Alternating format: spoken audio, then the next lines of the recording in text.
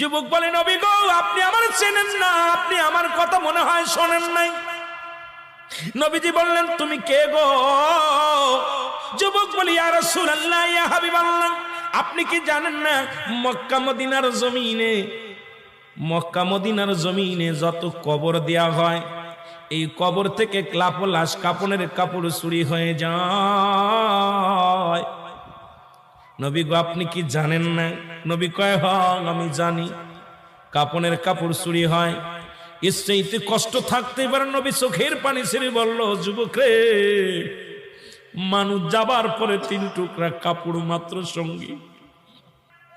যুবক বলে, ইয়া রাসূলুল্লাহ, ইয়া হাবিবাল্লাহ, নবী গো, মক্কা মদিনার জমিনে যত কাপনের কাপড় চুরি হয়েছে, ওই কাপনের কাপড় চুরি করেছি আমি, নবী গো, আমি সেই যুবক, কাপনের কাপড় চুরি করা যুবক।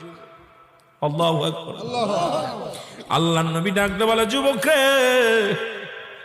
ও যুবক, শুনে নাও, তুমি কেমনে এই কাজটা করলা? তুমি মানুষের কাপনের কাপড় চুরি করলা। এ যুবক, দুনিয়ার মধ্যে কি আর কোন কাজ পাও নাই?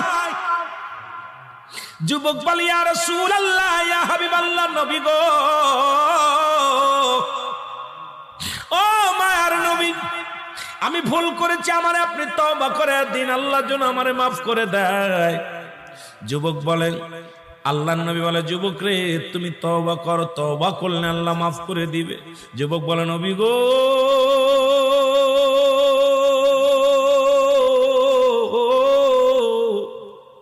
আমার বিশ্বাস, এই জমিনের মধ্যে আমি তওবা করলে আমার গুনাহ মাফ হবে না, কারণ আমি এত বড় পাপী, আমি এত বড় অপরাধী।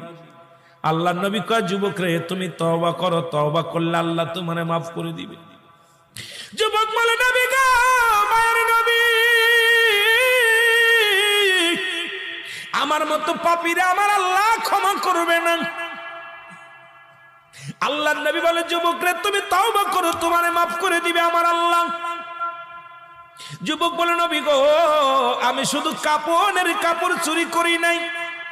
নবী গো, মক্কা মদিনা অনেক দিন যাবত মানুষ মরে না, অনেক দিন যাবত মানুষ ইন্তেকাল করে না, আমিও কাপনের কাপড় চুরি করতে পারি না, আমার ব্যবসাটাও ভালো হয় না।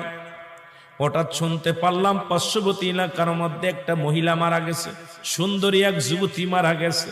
আমি দৌড়ায় গেলাম, নিজে তার জানাজায় শরীক হলাম, দাফনে শরীক হলাম। সারাদিন অপেক্ষা আছি কখন